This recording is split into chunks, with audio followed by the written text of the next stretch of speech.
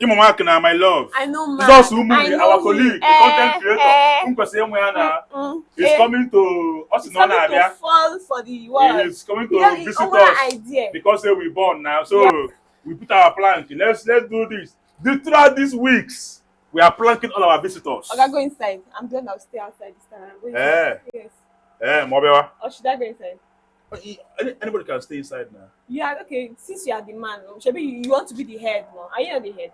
But go inside. Let me wait for him. Star, you go. You get to change. Obatawa. Go inside now. Or the call or go. Person they knock. I talk him. Odogwu again. Where we are? Who be that? Hey! Odogwu. Jesus Umuri. Jesus Umuri.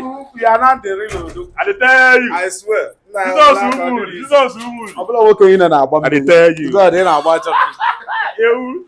No, what tell you? I love your place. Abi. Thank you. No, Dan. Keke dem.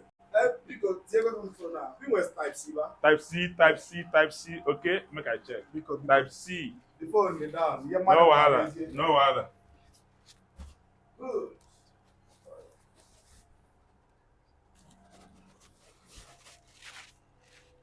Jesus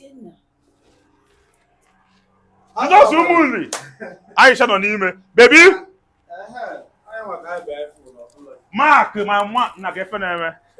Na Jesus, baby, I go. Hey, Jesus Umuri. Hey, welcome to my house. Welcome. Thank you. Welcome. Welcome. Hey. Dani.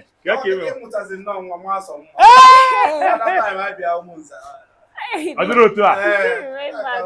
O le ego nwoke. Odogwu bu aburo mai. Odogwu aburo ga ile. Odogwu. Baby, offer him something now. Okay, one day. 1 million more soft more. Okay, all the more say so say. Yem bia o kan nene. Agwagera nwatakele age wotela. Amala mi emme go ta enwa mono single guys. Abi? Woto money. Woto. Too much more. Ozugo. Jesus Umuri. Wow. Mbanyinye no Odogwu ko bonya bo ganyi. 15,000 Hey, thank you very much. We finish here. Good. Hey. Yeah, baby. Something is smelling. Nah, thank you. Thank you very much. Bam. Kizuku.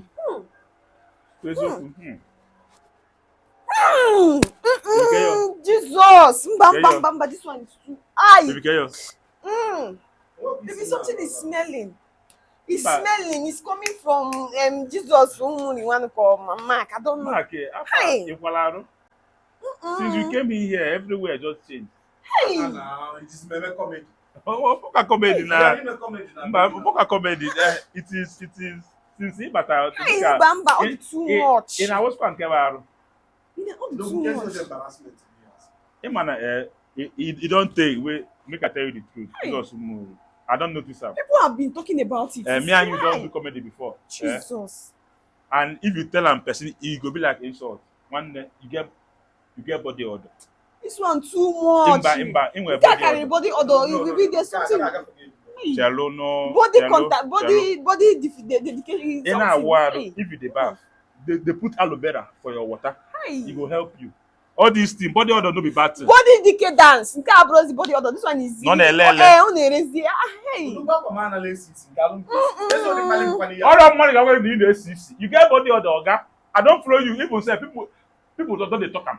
Odogwu, so because I call your house, Abi. Hey, no, but because I call your house. Oga, beg, draw back, I beg. The money film now. Hey, oh. What do you mean? Hi, baby, you pass am. I don't blame you. Get me my phone. Max, sit down first. It is well. Okay. I blame myself. I don't mean to tell you. Baby, hey. Baby, give me. Odogwu, stop this! Stop this for Christ's sake! Stop this! What is it? Oh my God! Get up on here, one. I want to hear the Nana, but Get up on here, one. Get on the Malibia. but you're the Abrono Ajife, what I go? Accept. Odogwu, this thing lying. I want me to get for Christ's sake. Get up on prayer. You just smell now. Get me my phone. Let me go. You just smell. I have myself to be blamed. Thank you very much. You just smell, Oga. You just smell. Thank you. Get me my phone, man. I go get to your phone. Get me my phone, my friend. You just smell, Oga.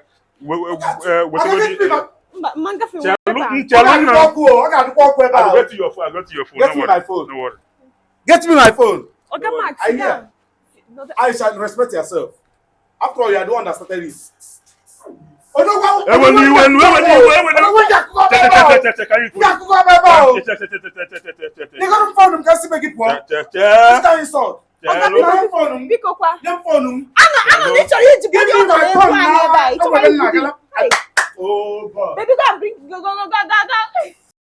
what is it? Nayaba, the camera now. Come on down. Jesus, Come on down, Oga.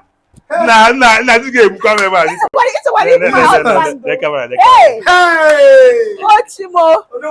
Thank God, no so munye kwe go nyala.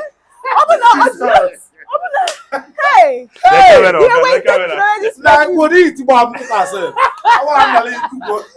Well, I'm very afraid. Even when this perfume way knock, you for break my table for me. But